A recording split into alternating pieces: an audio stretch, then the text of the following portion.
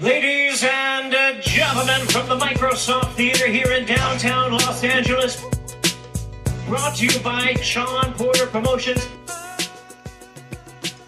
Live from Los Angeles, it's time for the... Fresh off the highway, Shawn Zittel, my man. Spent some time in Cali this weekend. Yep. Yeah. Got a little tan, little color. Do you get in the water? Yes. Or are you like a black person? I don't like or you to. Stay on the beach. I don't like to. I'm more like a black person. Okay. Hey, I ain't mad at you. I ain't mad at you. Hey, right here to the left, he one of those black people. But I'll get in. Me, I'm a swimmer. Believe it or not, look at me. I can swim. I get in the water. Shawn hates the beach. And he would not let his kids hang out on the beach much as they want to. I've been to the beach with Shawn. Let's clear this up. Shawn thinks the beach is like a movie. Let's just throw the football. I'm trying to swim, bro. What are you doing, man? I don't like the sand. I know. I did it for my son. You guys suck. Yeah, the sand just really, I don't do the sand. Okay. But I do. The last couple of times I've gone to the beach, especially with my boys by myself with them. I've had to get in the water and do my thing. Against your will. I mean, it's against my will, but it ain't the worst thing in the world. You ever look at other people do it right and you're like, I wish I was that fun, and That's exactly what it is. Yeah, you see. First time I went to Australia, I was like, yo, this is a nice day. We gonna get on the beach. We went and got the stuff. We got to the beach and it was like, I'm just gonna sit be here here anymore. Yeah. And now I'm like, you can see afar. You can see people. Yeah, I was They're like, doing damn, it right. I wish I would. I wish I had that kind of, but I just don't got that kind of passion. When I went to the beach with this dude, I just sit. I'm not even sitting on a blanket. I'm just sitting in the sand. He looking at me like, disgust. I'm like, bro, we're on the beach. That's true. What do you want from me? very true. We had a good day that day. First time I seen a real Haitian guy swim in the ocean. Shout out to Mackley. Remember he was swimming with us? You can't. I can say I'm Haitian. Like 10%. Since when? My grandpa was Haitian. Shout out to, what was my grandpa's name? Man, you. Oh, this is bad. This is bad. Remember Daniel Edward? No. Okay. Stop. We're done. All I knew was Pawpaw, and then he passed away. What? What's your grandpa? You covering the Raiders, right? Yes. How's that going so far? Good. Defense is really good. Quarterback situation is the biggest question mark. It's always gonna be. Yeah. So Some teams. Aiden O'Connell, if they got a good offensive line, he's actually pretty accurate and good decision maker in the pocket. Gardner Minshew has better escapability. So if the O-line isn't that good, maybe they got to go with Gardner because they need a guy to extend a play a second or two if the O-line can't hold up. But defense is on point for the Raiders. So we'll see, Awesome. Yeah. They got... Yep, don't be talking about us. Okay, our Raiders. What about your team? Y'all gave dude $100 million. He ain't got $100 million or nothing. I don't want to talk about that, and I'm not really prepared to talk about the Browns at this point in time. Shawn, y'all know you got I cover the Raiders. I more have an affinity for that team you got on your hat right now. You want this hat? Yeah. Okay, I got you. You got a hat. He definitely wants it. I'll give him the hat. Okay. That's my guy. Matter of fact, I'm going to go buy you one. Buy the same one. I guarantee you. Come back to me next week. I'll be ready to talk Browns next week. Y'all got Joe Flacco.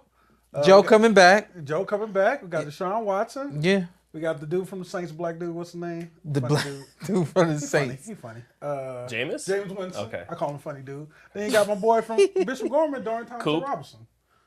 Who y'all? DT3. What y'all call it? Right? DTR. Get it right. Okay, DT3. You got Coop. Amari Cooper. He a quarter. Oh, you talking about wide receiver? Yeah. Oh, yeah. Right. We got weapons. Yeah. Y'all gonna do anything? Quarterback situation, I remember I told Shawn 2 or 3 years ago. I'm like, y'all got a shot.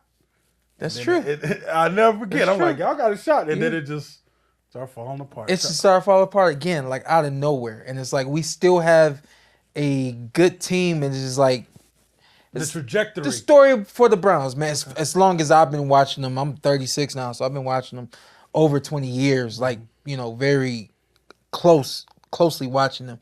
It just seems like there's always a bad moment in every game and we end up on the other side of that win column. But I'm not here to talk about the Browns right now because I ain't ready to talk about them. I don't think they love us talking about it either. Yeah, I know y'all want to get the boxing. Yeah. All right. Let's get Give to the it. people what they want. Couple things before we get, and I know people getting excited about y'all getting in the ring. Yeah. So the gear will be here this week. Okay. 2 weeks out. Cup 18-ounce gloves. 18. Oh, did you want 16? Yeah. I was thinking about doing 8. I got 16s, I was trying to make y'all feel comfortable. I was using 8. Nice little white He's trying to lie. handicap us. I was He's using gonna put 8s on and put us in 18s. No, I'm using 8s. You're not using 8. I can use 8s. You got to use 24s.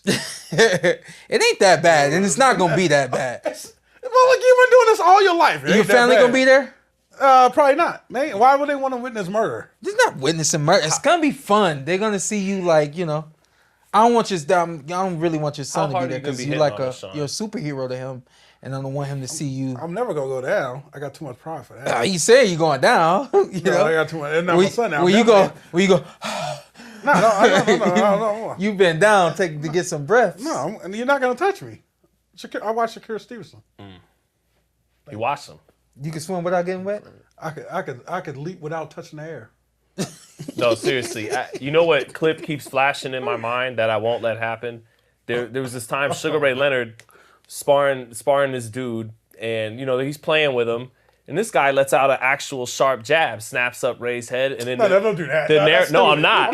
This is why I'm not, because the narrator goes, it was like a shark on National Geographic. The narrator goes, in that moment, Leonard's eyes narrow. No, he did. He gets, and then he winds up knocking the dude out with a left hook to the body, and it was just supposed to be a fun little. But the dude got fresh, so I'm not getting fresh. No, man, we're gonna have fun. I'm not waking that up. We want you guys to tune in on our Patreon. Go on over there and subscribe right now. You can download the app, TPWP. The Hall of Fame weekend we're gonna do on Saturday morning, 11 a.m. Pacific time. We'll be live on our Patreon, and we're gonna do. We did the sweepstakes for Given Hour. We'll have 2 of the winners getting in the ring with me that won the sweepstakes, and then Antt. And so this is what I'm gonna do. I'm gonna have Antt come in for a round. He's gonna go out. I'm gonna have Zittel come in for a round. How long He's is a gonna round? go out. We got one then I'm gonna have round? Antt come in for one more round. No. Then when Ant's done, then Zittel's gonna come back in. He respects you more. And you were and first he'll up. finish it up. I thought we was doing he wants one you fresh. round. No, because I know what's gonna happen. I'm not in shape for one round. This is why it has to be 2 rounds. I'm sorry, but this is why it has to be 2 rounds. It's gonna take y'all a whole round to get comfortable. Then it's gonna take you a whole round of watching the other one to say, all right, cool, I'm gonna loosen up. I'm gonna do my thing. I'm on an Oculus. So what that mean? That means you're in shape. That means I'll win the rounds. Okay, I'll do enough to win. I'll jab, get out Fans of there. don't come to see that, Antt. I've been watching that Cal Brook fight. Okay. They want to see me put you down, bruh. No. Okay, that's a little excessive. They do. They Come on, want to guys. see me put you That's down. a little, Me not as much. Come on. That's a little That's a little excessive. I'm pushing it. No need for black on black violence. What Martin Luther King say? Lot of Y'all good ain't got no things. quotes for me. A lot of good things. I got nothing. I for will you. remember the silence of my friends. And then, so for the Hall of Fame, nvbhof.com. There's still tickets out there for the ceremony night. That's going to be a great time. We want you guys to come back Sunday, right here, live on the Patreon. I'm going to have the team in here, myself, my dad, Coach Wade, Coach Barry Hunter, and my cut man as well. I got a surprise for y'all with my cut man, something that's going to really raise y'all eyebrows, something that we would do in the fights. I'm excited to kind of reveal some of the things that we were doing to be successful. Legal? Oh yeah, definitely legal. Okay. But to be successful, and not only that, to make sure that we could give y'all the best that we gave y'all. You know what I mean? When you look at Shawn Porter as a Hall of Famer now, I really hope y'all already know and understand that it wasn't just Shawn Porter that made it happen. And I'm talking about all the way going down to the cut man, where you would think, well, cut man shows up on fight night and ain't no cuts, then he's good. My cut man, very studious and very sharp, and learned his craft to the T. And we were able to do some things to make sure we got in the ring and out of the ring as unscathed as possible. So I'm looking forward to just having some great conversation with those guys that I haven't had in a very long time. And I think specific to our performances. We never really look back on those moments enough. And I want to do it right here with y'all live on the Patreon. So I want you guys to get on over, subscribe, like, tell somebody else to get on. And it's going to be a great weekend next week, or 2 weekends, Nevada Boxing Hall of Fame. And shout out to, I'm a snitch right now, Brooklyn, the Barclays, Crypto Arena, Shawn Cupman steals all the cups. So, I'll leave you know what that means. You never seen him after the fights? The buckets. For some reason, he steals the buckets. I'm like, what you doing with the buckets? He's like, I collect them. I don't know. I think he might be a petty thief. I don't know. I was always seeing with the buckets, man. Exactly. Actually, bring it up to him. He always had the buckets, and I started noticing. I never knew that. I'm like, what you doing with those? Yeah, he always kept the buckets. Come on, let's get to what happened over the weekend. Claressa Shields got in the ring. And looked a little bit like she looked yoked up. Yeah. She's always looked in shape. She's always looked right. But for her coming up to heavyweight, is it 189? Is that the weight class? 175. Yeah. 175? So light heavyweight in men's. Yeah. So for her to come up to 175, I mean, she looked all of 175. And I was like, wow, like she ain't playing no games. This ain't no just let me run up here and get some belts and then go back down. Like she really filled into that 175. It was like, I mean, you perfect example. It's like you got to get in shape without cutting weight. Cause is that a whole nother, like getting in shape is one thing, Shawn, and then cutting weight is a whole nother. The thing that I started to learn, like near the end part of my career, even though it had been given to me so many times, as a fighter, we're calling creatures of habit. So when you figure out what works for you, you're not trying to do nothing else but eat what you know is gonna work and get you there. And so I had a nutritionist telling me, man, we're gonna get you 2,500 calories. You're gonna be eating steak. How does that sound? And I told you that, I said, I don't want to eat steak. You don't want to eat steak? I said no, because I don't know what that's gonna do to me. I'm telling you what's it gonna do to you. I got the science right here. It all proves it. So saying all that to say, she gets an opportunity to get more calories, more nutrients, and come to the ring much stronger. That's why I look at guys and I say, well, when you go up a weight class, you're going to be stronger than you were at the weight class that you were fitting into, because you get more. There's more nutrition and more. There's added muscle and muscle tissue and all those things. You cut into all that trying to lose weight, so. It looked like she did that all the way right. Man, I was impressed. That's what. And getting down with Victor Conti and Snack as well. So, doing that was all the the only right thing things. I always miss from Claressa. It's the knockout power. When I seen her clipped, I said, I lost my mind. I was hyped for her because that's one thing out of her game that I thought was always missing was the power. She has everything else. So I think part of why that happened, part of why she got the knockout was what you guys are talking about. Kind of like Floyd and Manny benefited from that as small welterweights. They were cutting really nothing. Even though they're seemingly the smaller guy, they're very strong because they cut nothing. They didn't drain anything against naturally bigger guys who are doing that. So yeah, part of it was that she was strong and comfortable at this weight. But I thought a big reason she got the knockout, I think ever since Hannah Gabriel's, the one girl who dropped her about 6 years ago, with the exception of really Savannah Marshall, for the most part, her fights, I think part of why knockouts weren't coming, they were starting to reach a pattern where she'd hurt the girl early, and then the girls would kind of fight to survive. And they'd put the earmuffs on and not exchange, not open, not really keep trying to win, other than Savannah, who took her best round after round. But they would kind of do that, and so then Claressa would start loading up because she wants a knockout. She doesn't, she wants them. She didn't just want to win every round. So sometimes she'd start loading up on the right hand. The form would get messy, a little bit because she's trying to make something happen. Trying to force it against fighters that are overwhelmed by the hand speed, because that's always been one of her best gifts. I think men or women's boxing, she has some of the fastest pairs of hands in her era, in this generation of the sport. I like how you said they do pairs, putting the twos together, and not just, you can be fast off the draw with the jab. Right. You can be fast with a counter right hand, but to put two together and keep coming with it, pairs of speed, I like that. Yeah, I think she's got some of the fastest hand speed, in the last 10 years, men or women's. That's like one of her real gifts. I can't argue that. She's got a great jab, she's got good technical skills, but it's that She can press a button and put 10 together, and you don't have an answer for that. Katie Taylor's a little similar like that too at lightweight. They could press that button. So I think part of why she wasn't getting knocked, she got this knockout, the girl was coming forward. She believed, I'm a heavyweight, she's not. I can take some, let me get in there. Yeah. Down she went. Yeah. Because she was going, like AB a month ago. Pacquiao couldn't put him down. Mikey Garcia couldn't bounce. These are harder. Couldn't put it down. Right. These are harder punchers than Blair Cobb's, right? But against Cobb's, he was coming forward. He walked in. Same thing with her.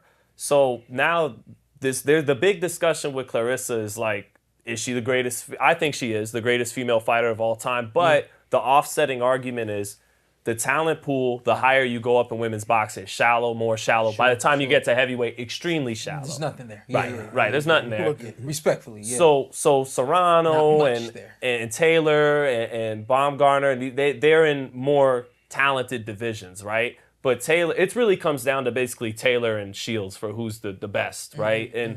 So, but Taylor, okay, deeper talent pool, but you lost the fight to Cameron. You almost got stopped. You won. You prevailed. You almost got stopped by Serrano. And Delphine Persoon, who you had a rematch, that first fight, kind of questioned, very close fight. Yeah. Claressa hasn't even come close to losing. So I think that offsets the fact that she's fighting in a more shallow talent pool in those divisions. Okay, she's fighting a little bit more inferior fighter, but not even coming close to losing. Yeah. So that's the discussion, is do you like Claressa's just totally unchallenged dominance against a more shallow talent pool from 54, 60 and then on? Or do you give more credit to Taylor, who's lost the fight, come close to losing a few other fights, but she's probably fighting a little bit tougher competition? I give it to Claressa a little bit. Yeah, I do too. I think also we gotta mention Amanda Serrano as well. Of course. You already mentioned Yeah. her, but I mean, I think we would have to, if we were to have a GWOAT conversation, we could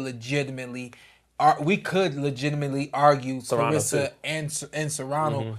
I would argue those two. I really wouldn't argue Katie Taylor being the GWOAT over Serrano with the 8 divisions and over Claressa. You know, but yeah, I mean, you can't argue with. It's really hard to argue with dominance. You know, and on top of that, she got a mouthpiece and she ready to talk you down. You know what I mean? Anybody calling her out, what can you say? You know, get in the ring. She gonna say, get in the ring with me then. Get in the ring with me then. You know, and so I mean, I just think that she has become that overall package that women's boxing has needed for a very long time. And seeing her move the way that she's moving now is I'm very, very proud of who she's become as an athlete, both in and out of the ring. I see that she's really matured in even the last year or two, which has been fantastic for her. I like a lot of the energy. I love a lot of the energy she brings to the sport. A lot of people don't. Yeah. And I feel like we get a lot of our stars in boxing. I don't need this guy. I don't need to do that. She's Mrs. I want all the smoke always. Yeah. I'll go to England to do it. Who's next? I like that. That's that old school. Yeah. I'm the baddest MFer and I'll prove it any way, shape, every single day, 7 days. I like that. Is she like that. signed to anybody? She moving? She's with Dimitri Salita. Okay. Yeah, that's her promoter. Okay. He said, okay. Who's that? I seen it on the ropes. Okay. Yeah, I respect. There's Mark Taffet. Shout out to John David. Such an underrated trainer. Yeah. What do we do now? What's the next challenge?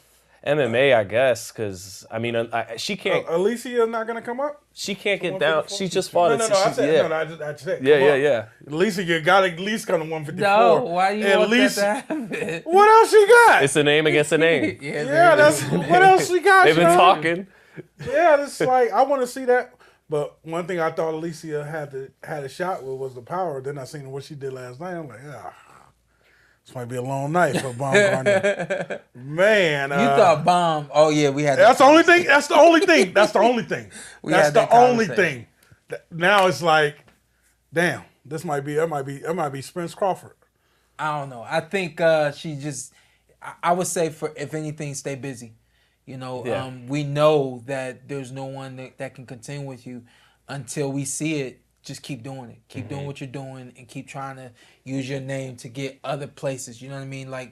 who she has become as a marquee boxer is opening up other doors for her. Yeah. So just keep opening them doors up. Keep doing what you're doing. Keep moving like Klitschko's did. Right. They had no challenge. You're the they show. Kept fighting. Boom. Just kept fighting. The show is you, not the potential competitiveness of the fight. It's just come see this concert. Yeah. Before we get to August 3rd, I felt like we had to cover very quickly Derek Chisora and Joe Derek Joyce. Chisora. Oh man. And Hey, Joe both Joyce. of these guys, had a hell of a career. Hell of a career. You had a good run. Hey man, that was a great retirement. I felt fight like I last was night. watching you last night, bro. Me too. I felt like I was watching. Anthony, get the hell out the ring, bro. Both of you. Anthony Jr. and Senior. That gave me sentiments of like the oldest old school heavyweight boxing that you could see. Like the punches were slow, but they were still hitting each other. They were bad intentions, especially Yeah. Chisora. Chisora. Yeah. Over. 9th round knockout, right? Knocked down. Well, knocked down, but yeah. yeah. I don't know. And in the 8th, he almost got dropped, Chisora. Yeah. I just like saying it like the But he- Derek Chisora. And he just be looking light on his feet, but At all really, times. really, I wanted to cover this because I felt really exemplifies one thing that we talk about on the PorterWay Podcast when we talk about athletes and their health. Both of these fighters have taken enough punches for a lifetime, and we can see it by how the impact of the shots, the effect that it has on them round after round, punch after punch, and it's really just boxing is really like worn both these heavyweights out. They're almost like they're both a shell of themselves. Oh yeah, absolutely. They're just like we got the names in the ring. Who's more of a shell of themselves out of them two? Joyce. Because his trademark was his punch resistance. And that's not what it once was. Yeah. He probably wouldn't have went down against Chisora before 2 the years Shang ago, fights. 3 years ago. Yeah, Yeah. he would have never Probably went down. eats those. Yeah, yep. So, that was, and to your point, that was my main thing. Like, I just want you guys to understand that, this is heavyweight. That's a different kind of punch.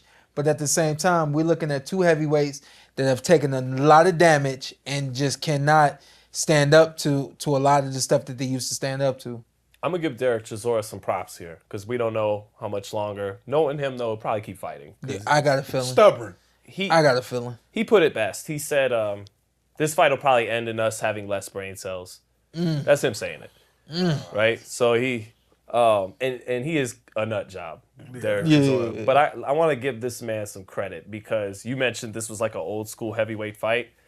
He's an old school heavyweight. He's the size of an old school heavyweight. He fights with bad intentions like an old school heavyweight, and he reminds me a little bit. I'm not saying he's quite as good as these guys were in the 90s, but like Razor Ruddock, Michael Dokes, Ray Mercer. These were dudes, in the bottom of the top 10 who weren't going to win the title, but they fought everybody, and they gave a lot of guys hell. His fight against Usyk ages really well. He gave Usyk his hand. Usyk will tell you, that was rough, fighting Chisora. So, I just want to give him a shout-out. He reminds Burt Cooper. These were guys, you probably grew up, saw some of these guys. With Michael Dokes. Burt Cooper. Mercer. These were tough dudes that would give the champions or some guys on their best night their hands full. And he's a throwback to those guys, and I think that's a good compliment. Absolutely. Absolutely. Yeah. Pac, did you happen to watch some highlights? Didn't watch. I heard. I didn't know my man was fighting last night. Did you know that? I did a last second kind of thing. It wasn't on my radar. No. Heard he struggled. God, listen. How do you say it? How do you say it? How do you say He don't look like he got the dot no more. He look like he got the dot. He doesn't. And he's talking about fighting Mario Barrios. Yeah. Don't do that, bro. Yeah. He so a little bit like him and Roy. Look. Yeah. That style doesn't age well because it's a style where he broke a lot of rules. His special athleticism and just things that only Manny Pacquiao can do. It doesn't age well. And actually, Shawn, how do you think it? I know you're well past doing this, but you relied on athleticism too. If you got a high performance car in your garage and you're never starting it up, And then when you do start it up, you just drive it down the street real quick and put it back in the driveway. It's not going to perform the way you want it to perform on fight night. When I turned it on and I saw how thick Manny looked, I said, well, he hasn't been working. Then when you see him getting hit with shots that we know back in the day, he would have just batted down, or he just would have moved out of the way of, or he would have took a half step back. When he gets touched with that, I said, oh, his eyes aren't right. That's because he hasn't been training. And then when you could see him missing shots that he would have hit guys with 2 and 3 times. You know what I mean? We can never expect Pac to be the old Pac, but when you ain't working on it and you're not pushing it, you ain't coming close to doing anything that you think you're gonna be able to do on fight night. There's some recipe that Mayweather got where he don't allow nobody to see him look bad. That's enough for him to get up and work and do what he need to do. He know, this is what I do. I ain't gonna never let nobody see me look bad. When you ain't taking it serious like that, and you're not revving that engine and getting it to places it need to go on fight night, you're gonna look exactly how Pac looked. And I'm like, no, just stop. You're not training the way you used to train, so you're never gonna fight the way that you used to fight. And on top of that, age is setting in, so there's no way in hell we could ever expect you to get in the ring with the Mario Barrios and dazzle us the way you used to, even come close to it. That's a dangerous fight for him at this point. Thank God this went like this. So hopefully he learned, like, okay, maybe that's it. But yeah, if we see him in the ring with Mario Barrios, I feel like Mario isn't who I don't. The fight that he just had with your Dennis Ugas, I felt like that took a little bit out of him too. And Fabian Maidana? Yeah. Or you mean Pacquiao with Ugas? No. I'm talking about Mario Barrios. Even though he knocked out your Dennis got to him a couple times too. Yeah. He still he will punish Pacquiao in a fight, Shawn. You think he will punish Pacquiao? And that's what you don't want to see a legend go out like that. No. It's kind of like he was one of our heroes, obviously. Oh, yeah, one of the true greats. Yeah, it's just like, but is it just so hard to let it go? For some guys, I suppose. Yeah. Like I heard years ago when I was going over there, his plan was to box and then retire and be president of the Philippines. I think that's what everybody. And then I know he got some governmental position with the Philippines. He's a senator. Yeah, he's a senator, and it's like, now put your focus on that, and you got to work your way to becoming the president if that's what you think that you want to do. But you can't. I don't know, man. Well, that's a way worse business than even boxing, though. So. I'm not saying it. I'm not saying that. I'm just saying like what else. Usually, or in my experience, it seems to me, fighters that don't want to let it go is usually because, in my experience, from my viewpoint, seems like that's all they have. That's all they want to have. That's all they ever aspired to have. And it's like, he's shown me years and years ago when I was working with him that he wanted to be the president of the Philippines. Why won't he let this go? Why is he continuing to box? And somebody said they thought maybe it could be even some financial issues that he got. I was like, God, dog. He also likes to be loved a lot. Yeah. That's his thing. He's addicted to that. That's another thing, too. Yeah. That's another thing, too. I think fighters can't let go of that fight night. The glory. That's for me. That's the thing for me. I'll be in arenas like, nah, let it go. It ain't, they not here for you. Or, you know what I mean? That's for me, that's the hard thing to let go, is that just knowing that you're not going to get people that feeling that you used to give them when you're in the ring.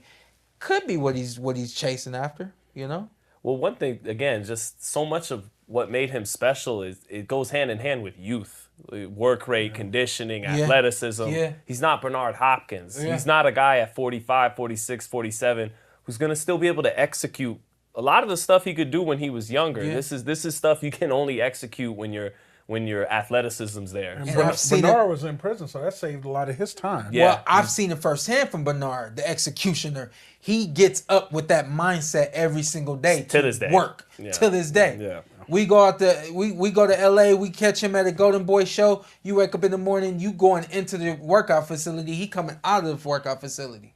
You know what I mean? Like, that's his mindset. And if he could still be on prison time. But you gotta wake up especially with that kind of style. The only way you hold that style is by you got to keep working it. You got to keep. He held it a lot longer than I ever thought he would. Hell yeah! Like beating Thurman at 40 years old. Yeah, like. Yeah. Oh, damn. Was that the last great Manny we seen versus Thurman? Yeah, that was every great fighter has one great fight left in him. That was it. Was Thurman for sure. Yeah. For sure. He turned back the clock that night. It was like 2010 again. A little bit. Turn back Thurman clock. Not quite 2010. Yeah, that's what I said. A little bit. But, It was enough to get the job done. Yeah. Because it was flashes of 2010. At the end, I got nervous. The funny thing you said though, and I got asked, why you think this performance ain't gonna get him a fight with Mario Barrios? I hope, Shawn. It still could. It's still, it's the he could do it game. Yeah. No, I'm saying, like, what makes you think? I just hope, man. I don't want to see this dude. This dude could go in there and get beat down with a young, youthful. He's a big 147 guy. If he came, or if he had Freddie come out to the Philippines. Okay. For the 6 weeks that they usually do. Add something else to it. Then he came back to LA Then for pick up Kenny Porter. the 3 to 4 weeks that they usually do. Okay, then do something else. If they did the old school, keep going. I'm telling you from from that standpoint, if he did it old school, I'd have faith in him. No, your body is just it's man. over. Shawn. No? It was 3 years ago against Ugas. Barrios beat Ugas since then. Pretty handle. I mean, I know styles make fights and everything. No, Dang, that's 3 years ago already? It was, yeah. Yeah, because man, you're supposed to fight Spence. Yeah. I mean, anyone will sign up to fight him. He's Manny, so. Yeah. But I don't know. Give him Terence Crawford. Terence always won. They didn't make that fight 10 years ago, 12 years ago. They're not gonna make it now. Should they have made it? Yeah, I you think felt so. at some point they should have had Pac in the ring with Terence? I get the business. They protecting their baby. Well, no, what it was is the last time Crawford ever went the distance was Postal. That was 2016. Crawford could have stopped him. For whatever reason, he dropped him twice and kind of opted to use lateral movement and went 12. So Freddie saw that fight, and I was told this by people at Top Rank, and he's like, I don't want to put Manny in there with he's got the movement that's going to give him issues. And so then, Manny wanted a big, like, $20 million guarantee to get in there. They didn't know if, you still got to pay Crawford after that and everything. And then Crawford, who I definitely think would have won the fight. Everybody wanted to see that torch get handed. Instead, he fights Bradley a third time, beats Bradley. Tim retires. Even Bradley wanted Crawford to get the fight. But Crawford, who doesn't love media, doesn't love doing interviews, he didn't do everything he could to campaign and get that fight, and I get it, that's not Terence's style. Thankfully that didn't wind up costing him with Spence. So he's good. But that fight should have happened, and I think Manny all time is a greater fighter than Terence, but head to head, I think I'd probably favor Terence, because even in Manny's prime, I might have had to favor Terence because he's a counterpuncher like Marquez. He's a longer, in some ways better than even Marquez counterpuncher. So styles make fights. Manny's accomplished more than Terence has as fighters, but head to head, I'd probably give Crawford an edge. That's great, man. And the way he said that is the way we'll be talking about Canelo Benavidez. That Canelo's a greater fighter, but head to head, you'd have to give Benavidez the edge. Right. Let's get to it, man. Yeah. August 3rd, we got something big jumping off. What you doing? August 3rd. I'll be out there. What the team doing? What the team doing? Well, most of us will be out there. I mean, people want to die and stuff, so I got to go to Louisiana. Hold on, you can't say it like that. I can't say that? No, you cannot say that. I got to go to Louisiana real quick with the family. You can leave that in. We good. It's my family. It ain't your family. No, okay? you can't they know how say I am. that. Yes, I am. Yeah, what I told you. Because somebody gonna what? Somebody gonna get It's my family. All right. Okay, let me deal with it. All right, you deal with it. We'll be out there, man. Zittel, hopefully you out there hanging with us a little bit. Yep. Let's get to the fights, and then we'll run through the schedule. We will be, the PorterWay Podcast will be out there. We got some special guests coming in as well. That's going to join me coming next week for everything we got going on out there. Stat card, as we already know, and I wanted to just do an honorable mention to Andy Cruz. This is his fourth fight, I believe, right? Mm-hmm. Yeah, going for 4-0. Antonio Moran. what can't you say about this kid, man? I think who he is speaks for itself. The thing that I really like that I think still is like flying under the radar in terms of stories to tell about Andy at this point. You know about his amateur pedigree. You know about him being Cuban. You know about his style. You know about his experiences with Keyshawn Davis and him being on the top of Keyshawn Davis in terms of the outcome of their fights and things like that. We don't talk about Bozy Ennis. I did after his debut on the show, I think. I don't know. Go ahead. You gotta check the archives. Well, I'm glad that you're right there with me because I believe that Bozy is kind of that link that's gonna get him to becoming everything that he was as an amateur. I truly do believe becoming that as a professional. I think Bozy is the perfect guy to get him there. The attitude, the mindset, the energy, the everything that they do in Philly, how they do it. And I've even heard that he done brought a little bit of that Cuban finesse, that Cuban energy into the Philly world, and it's kind of loosened things up. And overall love the package of an Andy Cruz, and I think what really puts the bow on it is Bozy Ennis. What puts the bow on it is Bozy Ennis. No, couldn't agree more. Lomachenko, because he reminds me in terms of how he's got the gold medal, he's being fast-tracked like Lomachenko, but they different styles, although that they got this great footwork that's always a step or two ahead of everybody. You think different styles? There's some similarities. There's some similarities. Yeah. But Andy, he hasn't been doing it much in the pros with Bozy because they're working on rounding out his game. Mm-hmm. And that's what I love but he has a little bit more back foot game than Loma. Mm-hmm. A little bit more of a, but that's why I'm with you. I love what Bozy's been doing because from the debut, he has Andy settling down in the pocket, fighting in the pocket. And that's something he didn't do a lot in the amateurs. It's not something you do a whole lot in the amateurs, right? Right. And so it's almost like Bozy's almost training them like, I know you can box. I know you're quick and athletic on the outside. Let's round you out by getting you comfortable, sitting down on punches, being sharp defensively in the pocket, fighting in the pocket. He gets that down, mixes it with all the tricks from the Olympics and the back foot game from the Olympics. He's going to be really hard to beat. Yeah, so hard to beat. Yeah. David Morrell, you got something? No, I was just saying Andy Cruz. Well, he got to fast track him also. He's about to turn 29, possibly could be 35. So, you got to move him like that, too. I don't think he's 29. No. 29, no, he's turned 29. Is he? Okay. So he's 28, right? Because he's 28. Yeah, so he could be 32. Yeah. Right. Because he's Cuban. I get what you're saying. I didn't say that. No, you said that. You already said something about black people earlier. I repeated what you said. I used David Morrell coming back at 175. That move to 175 surprised me. Morrell going up so soon. Yeah. I just thought that, to me, it looked like David Benavidez going up to 175.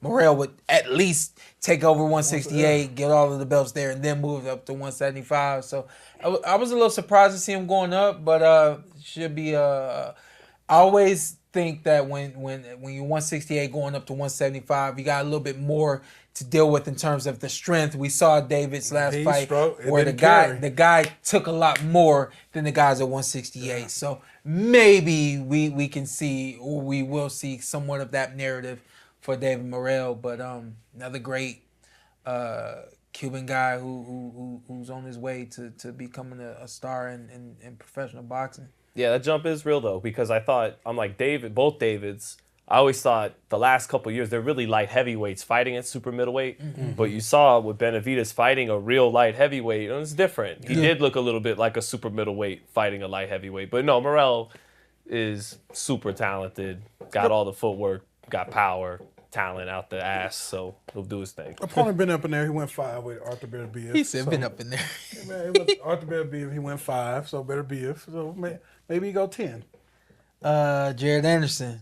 The real big baby, right? Big baby. Getting back in the ring. Martin Bakole. You know anything about Bakole? He's solid from the UK. There's a lot of people in the UK who like his chances of pulling off this upset. I think Anderson wins the fight. I like Jared. I think, Jared has his flaws with the chin in there, pulling back and stuff, but he does a lot of things everybody else can't do in the division. Smooth, fluid, switches, good jab out of both stances. I feel like power. He'll be good. at this point, I'm just looking to see Jared be a better version of himself fight after fight. And I think that between his fight with Charles Martin, and then the fight after that, I felt like he got better.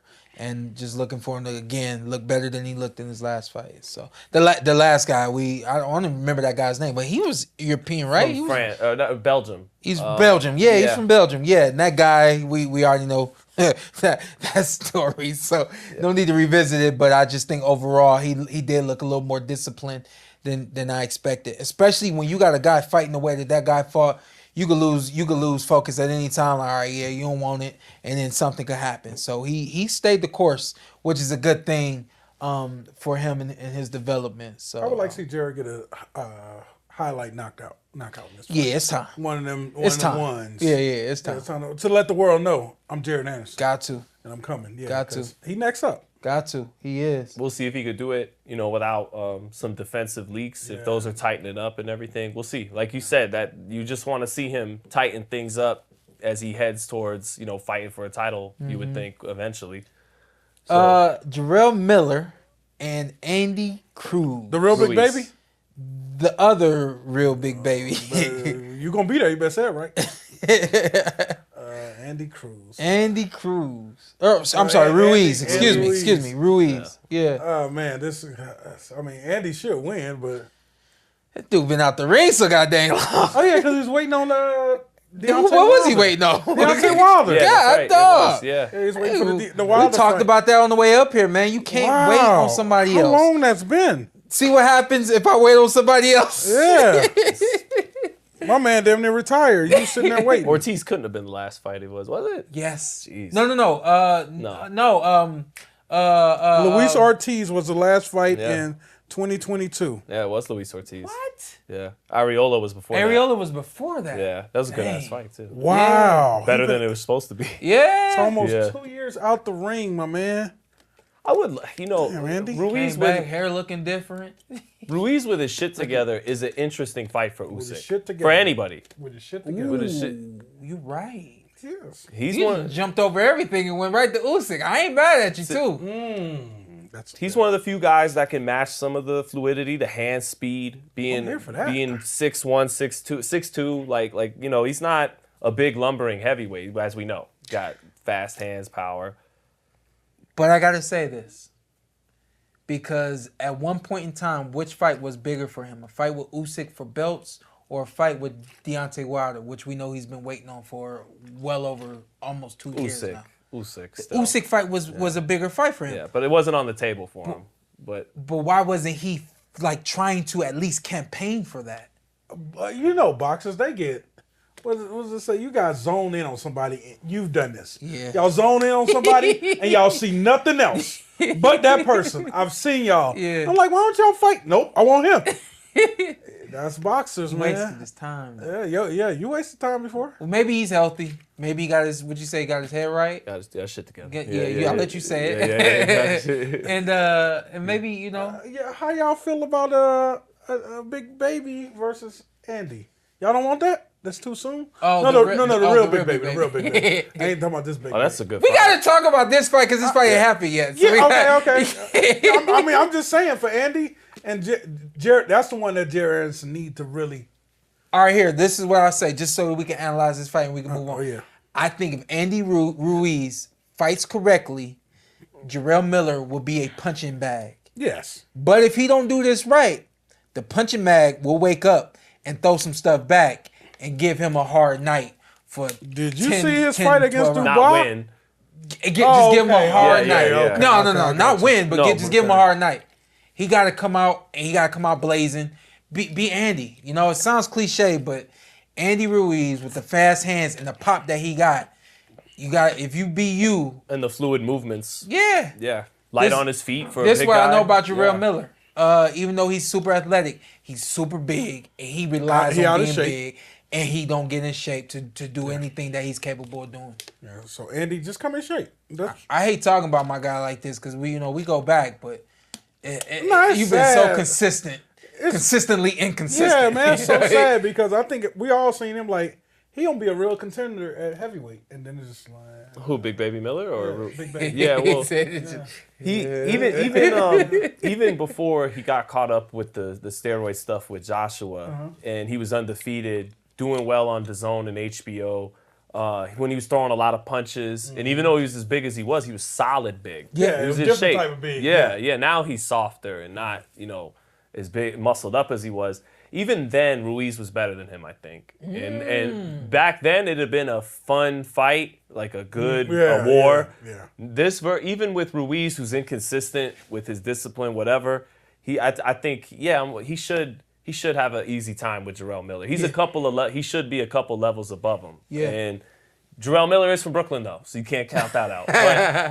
He just threw it on. The only thing that means is he gonna talk his way in the ring and talk his way out the ring. Okay. That's it. He just gonna talk. He gonna You do that. disrespectful. Hey, listen, I gotta see him this week. All right, so let me get my disrespect out right now before I see him. No, he's a good dude. I just Pitbull Cruz, Jose Valenzuela, I think could be A knockout. the fight of the Somebody night. get knocked out. Yeah, could be the fight of the night. I got Cruz. I got Cruz. think we all Cruz kind of, he mugs you. You get Cruz, eh? Yeah. He gonna be right here Cruz, he, with his head, not his punches. that's just the word that always comes to mind for Cruz when I watch him win fights is he mugs people. Just, yeah. So, And Jose can't deal with stuff like that. He can't deal with like.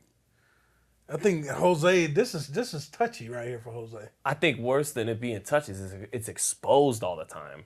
Like that's the Rayo. I remember we said this when he was an undefeated prospect, and Shawn called him on Fox as it might have been like the Pacquiao Ugas preliminaries. We were just talking about Pacquiao Ugas. He stopped a guy with a body shot, and we raved that like he has real offensive talent. He has real power, and he's got some nice talent on offense, but defensively.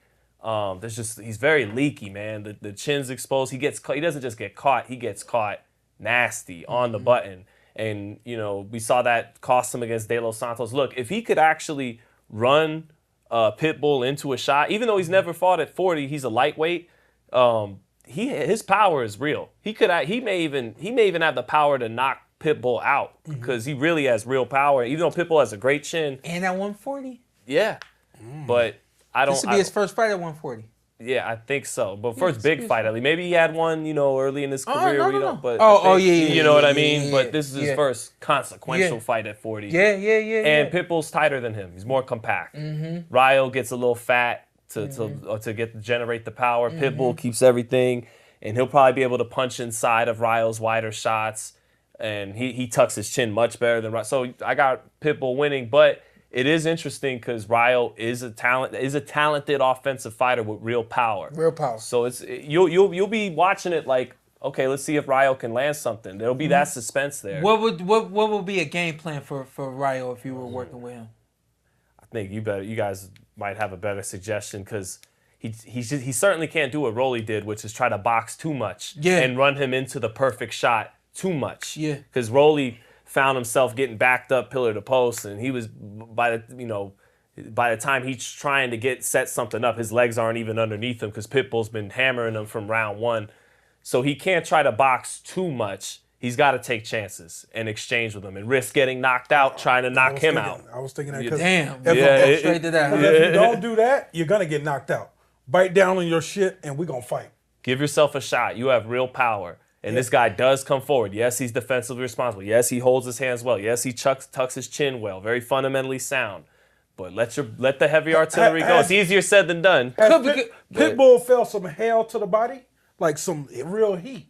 Like nobody Hard opened to hit him up. there because he's Yeah, he's drop it's not a big target. It's like you got to hit the arms. What do you got? You got to do something. Got to hit the arm. The problem is you ain't got that much time to invest in Pitbull. Like 5-6 rounds of he already throwing stuff. And his catch and shoot game's on point. Yeah, he's come with heat. And Valenzuela, don't fight him. Don't fight. Don't fight Pitbull. That's frustrating, man. Just don't fight him. If Valenzuela, this is what I'll say, then we'll move on. But if Valenzuela has better feet, and got feet, if he got feet, movement. It's very possible to take the distance away from Pitbull. He don't know how to Cabrera judge his did. range and his distance. And he will swing, and when he misses, it Boom, takes boom, him a boom. minute to get back here. But he will swing and miss and come back. But those are the openings. Then do the Shawn Porter and get off. You got to do the Shawn. off. I don't even know what that means, but you got to do the Shawn Porter and get off, I suppose. Angles. Yeah, no, he ain't ain't got that. nobody got that. He said, nobody. Chill out, bro. You're not like you're a creative player or something. Listen, hey, My I'm a man Hall of said- Famer, baby. I'm I'm a Hall ain't of nobody Famer. You ever seen nobody move like you? No, I ain't what I'm saying. That's not what I'm saying. But I just didn't know what you was talking about. Do the Shawn Porter. I don't even know what that is. When you move that little He did that angles. better in the Colbert rematch. Movement. His skills sharpened up a little bit in that. So This is what we know. We know that Pitbull's gonna be a straightforward target. You won't get off if you wait on him. So you have to take some steps back, and it's best to take some step backs, like you said, and get off line. If he's able to turn and punch, he's in business. turn and punch. Yeah. He is in Yeah. real business because he got some serious power. Well, he has power. He got some I serious feel power. like the same thing we kind of said about Rolly, and we never seen Rolly real power in that fight. I told you what was gonna happen with that. Rolly never felt comfortable sitting down on anything because Okay. this guy's more compact than him. He knows I try to sit down, so he's gonna come inside of it, punch inside of it. I'm gonna get caught with the shot. And that's, he had PTSD, and hopefully Jose Jose doesn't have that because he got knocked out by someone. De Los Santos, right? De Los Yes, Santos. Yeah, knocked out by De But Los Santos. he's responded well since then. Absolutely. Yeah, he hasn't been gun shy at all. Although it was against Chris Colbert, not known for his power. It's a different story. But yeah. Main event. I'm gonna let Antt go first because he did his research. Oh man! So, Israil Madrimov and Terence. You definitely want to call Crawford. him Masvidal. Yeah, Definitely want to it does not stop. I will called him look at it. Masvidal. I will read it and then be like Madrimov. Yeah. So hey, go ahead. I'm gonna say this before the fight. Hey man, watch for the goddamn left hook. Okay, it's coming. Terrence gonna have to break this dude. He's gonna be there to hit. I see him sometimes throwing the leaping left hook. Jab. His jab is always going. I think, and he has to be special at night. One thing about Terrence, I was thinking like, man, he needs to get inside and show Terrence his strength. That crazy motherfucker's like, oh, you think you stronger than me? Now I'm gonna show you I'm stronger than you. So for my man to beat Terrence, he's gonna have Terence Crawford better have ingrown toenails, gout. I don't know. It's gonna take a lot for you to beat Terence Crawford. But make him feel you, man. Stay busy, fight, work. Make Terrence work. Be in his shit all night. And it is what it is. It's a fight. We come to fight, and you know you're dealing with something special. And at the end of the day, Terence Crawford just needs to be Terence Crawford, man. Stay special. Keep this guy a step ahead. Stay a step ahead of this guy. Keep him thinking. I don't think nobody can match him in the ring with that. And only one thing I see always in Terrence fight, just stay defensively sound. I know sometimes he'll just leave the head there to be hit. Like, you hit me, I'm gonna knock you out. Yeah. Like, but for the most part, I think Terence Crawford controls the fight, stops him late. What you got? Yeah, I got Crawford by He knockout. said, yeah, everything you just said. Yeah, that was pretty good. I got Crawford by knockout later in the fight. Probably like not super late, more like 8-9, around that area. Oh, you got him knocking out Israel, yeah? Yeah, I do. Because no one's made a distance with him since 140. He managed to go through all of welterweight without anyone seeing the final bell. Pretty good. And I think so. I like it. I like to bring out fights from the vault. This immediately: Sugar Ray Leonard versus Ayub Kaluli, and Roberto Duran. Give me the other one. Roberto Duran versus Davey Moore. These were two fights where these Hall of Fame welterweights moved up to fight a WBA 154-pound champion, and both won by knockout. And we're just so many levels above, but they were fighting an undefeated young guy who had the WBA strap. Same thing Terrence is doing. Undefeated young guy who has a it's his first fight at 54. I think he knocks him out just like Leonard and Duran did those guys. And I do think, but here's the thing. You mentioned Madrimov's only chance is an ingrown toenail. Yeah, just He needs Crawford to be rusty, and for that rust at 36 to catch up to him more than it normally would. And Crawford is 36, and he was out of this world against Errol Spence. He needs him to come back down to earth a little bit, feel that age a little bit, feel that rust a little bit. Yes. He needs Crawford to help to meet him halfway if he's going to have a chance of pulling off the upset. Madrimov, as he gets comfortable and his real style and habits start to get in, he drops the lead hand. He does some fancy footwork stuff. This is probably going to be the first time he's running into someone faster and more athletic than he is. And you get away with that dropping the lead hand stuff, that fancy stuff more when you're the athlete. Yeah. This time that's not going to be the case for him. Yeah. And I didn't realize until recently how short his arms are. Crawford continues with this freakish arm length to just have this advantage over guys. He's got inches of reach over him. Yeah. And so I expect Terence early to be a little shaky, maybe a little rusty. But once he breaks a sweat and his legs get underneath him, he's the counterpunch king. He's the best counterpuncher in the sport. Yeah. And that's what's going to cook Madrimov. Yeah, all those leaping, lunging. Yeah, he's going to get Shots. countered. Woo! Yeah. I was supposed to address this when the show started. Okay. We were supposed to have Keyshawn Davis on with us today.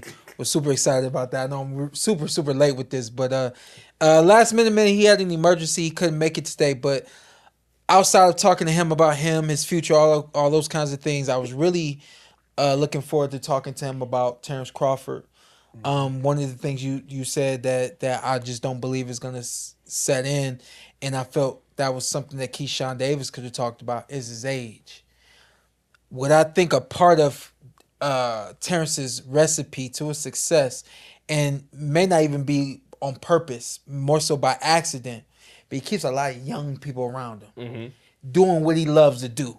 It's different between going out at night, trying to go to the club with a bunch of young people, trying to stay up all night playing video games with some young people. That ain't his thing. But he loves fighting, and he keeping young people coming in with him daily, training with him daily, giving him that good energy that he need daily. Being 36 on fight night, I want to say right now, it's not going to be a problem. He's not going to feel it because that's not what he deals with daily. He deals with 25, 24, 23-year-olds daily. And for whatever reason, he decided to get in the ring and deal with 16 and 17-year-olds daily. That's just who he is. So I don't think that that's going to set in. The other thing, people talk about him moving up to 154. I was concerned about him moving up to 154. It's one thing to come to 147. It's another thing to go to 154. But when I replayed him saying after his fight with Errol Spence that he had a hard time making 147, I said, man, you just talking. Ain't no way it was hard for you to make 147. Stop playing. But then when I looked at it and I thought about his training regimen, my man been hitting weights for years. He was hitting weights to get to 47. He's hitting weights. Once he got to 47, he's hitting weights to get to 154. I don't know if going to 54 was always his plan, but I do know that he was doing everything he needed to do so that when he came to 47, he was a natural, real 147 and almost 154 pounder because of how he was treating his body. So going up to 154, I retract my statement about him maybe not having that same type of pop against another true 154 pounder who's probably cutting from 165, 170 maybe. He's probably cutting from 160, 165 to get to 54. And he's cutting and nutritionally getting there healthy in a healthy way. And on top of that, he's keeping his strength. So I think he's going to be throwing 154-pound muscle at 154-pound muscle. And I think it's going to be a fun fight to watch. I think Israil Madrimov, I think his number one thing is he has to stay calm mentally. Keep doing what you're doing. If you are somebody that busts through brick walls, don't treat this fight any different. Don't look at this fight as it's going to be any different. Do what you do, and whatever it is that you do well, which is coming at guys, having that mental pressure first, physical pressure second, don't waver away from that. If we see at any point he decided to hesitate and stop, Terence got him. If at any point... Well, don't you expect that counterpunching to do that to him? Yeah, absolutely. Yeah. So this is definitely a fight where styles make fights, so it's going to be fun to watch. But if he does not have a moment where he gets a little apprehensive and lacks confidence, if he doesn't have that and he continues to stay that course, I'm gonna catch him. I'm gonna catch up to him. He might have a chance near the end. I think this is gonna go the distance. You guys think it's gonna go? Well, he's it's gonna fighting be a young, strong. So that's why I think it's gonna go the distance. First fight at 54. Yeah. That's very conceivable. Hey, if that's our guy. If you see at any moment you ringside, you see down, you see him getting beat. So hey, you getting killed on the card. And go morph into what is it, Dragon Ball Z? When they morph into something. Super Saiyan. Yeah. Well, they like Ultra. I know Instinct Andy, you like what you just said. Yeah, Ultra Instinct. He'll change into something. He'll win. He'll stop in the next round. You've been a victim of that. But I just want. We can't let our guy lose. He morphs into something that's crazy. Yeah, you can't let your loss deteriorate. You telling me if I'm ringside that I should be telling you down. What? Hey, if you like, hey, that wasn't a good round. Hey, go over there. Hey, Terence, they got you down. You gonna say what? Fight's over. It's not. Matter of fact, I'm gonna make a bet on the round, me and you, and then I'm gonna take you around to go tell him. Text me. I'll make it happen. I feel like we might get.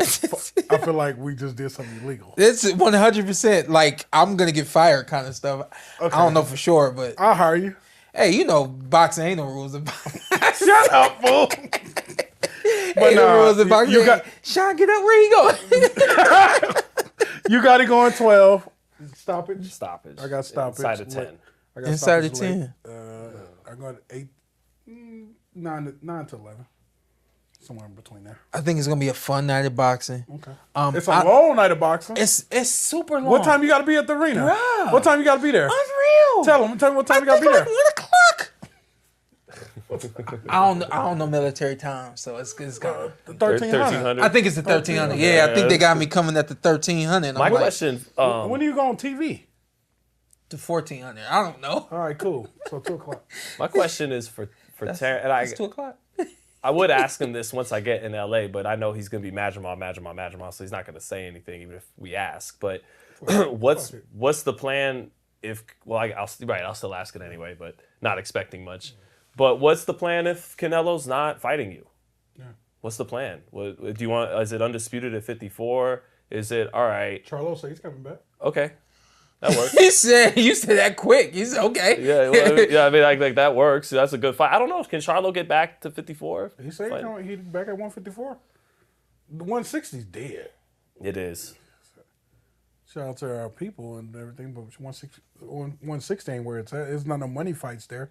So, he sparred Adonis, seemed to be pretty comfortable against him. So Carlos? Terrence WBC, Yeah, I expect Terrence to be comfortable versus him. But, I don't know. And then the problem with the Boots fight at 54, I mean, that's the number one fight. I still want to see if he can't land a Canelo fight. But there's no build-up to Boots at 54. Boots is at 47. That hurts. My thing with the Boots fighting Terrence, it's a Canelo-Floyd situation. You go up in there, you get schooled, you look. Yo, so the prelims are on TV. Oh, you still talking about work? At 1:30. He said, you still talking about work. And then I'm on air fight at 3:00. I'm there for that because that's weird. I like the Crawford-Fondor fight. You like Crawford-Fondor? Super fun fight. You said because it's weird. Yeah, it's like, damn. I'm hearing this Spence and Fondor. That fight got called off. Well, not called, at the least postponed though, for the time being.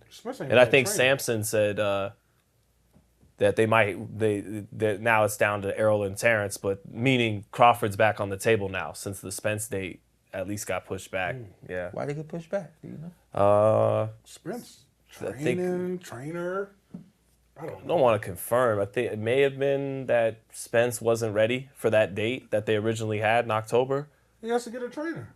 That's a good point. Oh, he just rock out with his dad. Him and his dad, don't they got something? Who? Spence. Isn't his dad like a trainer? He's not a trainer? He's just always been in the corner? Okay. I'm just trying to figure out a way to get my man back. That would make sense too, but no. His dad don't train. Okay. Yeah. Or dad don't not train. You, Nope. I just always seen him in the corner. So. Real quick before we get out of here, we right there at that 60-minute mark. Tuesday, it's gonna be an interesting day. Just me and the DDA. It's just us two. The first day? The first day. It's just gonna be me and DDA. They got they're doing the Grand Arrivals Santa Monica at the Santa Monica Pier. at 5 p.m. Pacific time. And we got a crazy idea. We're going to try to involve you guys. We're going to try to involve the fans. So if you're in Cali, if you're coming to Cali, come on down Tuesday afternoon, 5 p.m. We'll be live right there on the PorterWay Podcast, live at the Santa Monica Pier. Back at the Santa Monica Pier on Wednesday for the fighter workouts. That should be fun. The fighter workouts, oh, wow. No, listen, because they got the fighter workouts starting at 5 p.m. So we will be live at 5 p.m. But then I like this. They're doing 3 live fights. You didn't know that? At the Santa, you knew that? Yes. You read this?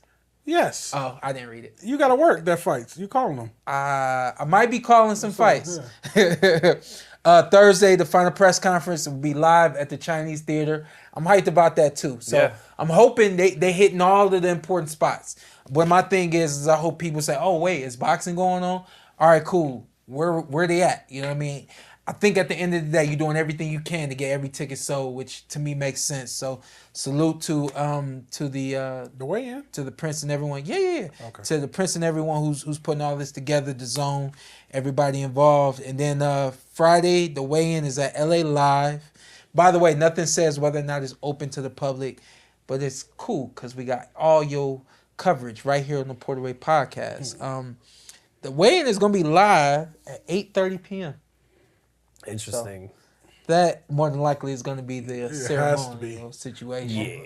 Yeah. That's a long time to suck down. Crazy thing though, when I first turned pro, my weigh-ins were at 6:30, 7 o'clock at night. And I had to hold my weight all day. You was a bum then. Nobody cared about you. You was a bum. I'm just letting you know that it is realistic. Like, It's possible. It's possible, but I doubt it's going to happen. He was an investment at the end, at the beginning. Like, hey, man, what we got here? He said he was an investment. So I want you guys, make sure you check out the PorterWay Podcast. Check out our Patreon. We got some new, what do you call it? Content. Behind the scenes, what? No, gifts? Clothing and stuff like that. Merch. We got some new merch coming. Like I care about it. We got some new merch coming. I'm hyped about it. So I want you guys to just keep tuning in, checking everything out. Motivation before we get out of here. Ask my son what the motivation should be today, and he said kindness. That's all right, cool. So the motivation for today is just be kind. We had some new people come to the house today, and I looked at my son and I said, you could choose to do 2 things, Diggy. You can either be really mean or you can be really nice. Which one you gonna choose? Cause they strangers. Tell them to get out. If you don't want them in your house, tell them to get out. You know, I was playing with them, but I was really curious to see what he would choose. And of course, he chose being nice. And I said, that makes sense because you're a really nice guy. And that's what I want to encourage everyone to do. Just be really nice, be really kind to others. Even in by chance you run into somebody who's having an off day. Understand that, hey, you're not living the life that they live in. It could be an off day. Your kindness might get them back to being that kind person that they usually are. You never know what somebody else is going through. So be kind. At all means, at all times, be kind. This is the PorterWay. Stay blessed.